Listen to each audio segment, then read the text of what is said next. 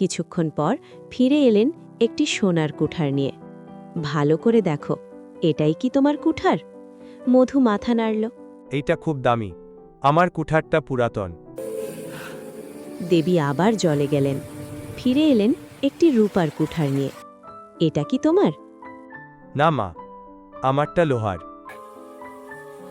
তৃতীয়বার দেবী জলে গিয়ে ফিরে এলেন ছোট্ট এক লোহার কুঠার নিয়ে। মধুর মুখ উজ্জ্বল হয়ে উঠল। হ মা, এইটাই আমার। দেবী হাসলেন, যেখানে মিথ্যে বললে তুমি ধনী হতে পারতে, সেখানে তুমি সত্য বলেছ। তিনি 3টি কুঠারই মধুর হাতে তুলে দিলেন। সোনা তোমার ভবিষ্যতের জন্য, রূপা নিরাপত্তার জন্য, আর লোহা পরিশ্রমের জন্য। মধু কাঁপা গলায় বলল, মা, আমি আজীবন সৎ থাকমু। তোমার হাত যেন সবসময় সৎ উপার্জন করে, তোমার ঘরে যেন কখনো অভাব না আসে। এই বলে তিনি অদৃশ্য হয়ে গেলেন।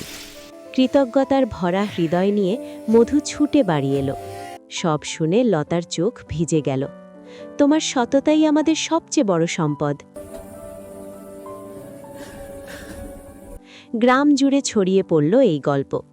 এক লোভী মানুষ, নাম ভোলা, সব শুনে মনে মনে ভাবল, সততায় যদি সোনা পাওয়া যায়, তাইলে আমার চালাকি আমারে আরও বেশি দিব।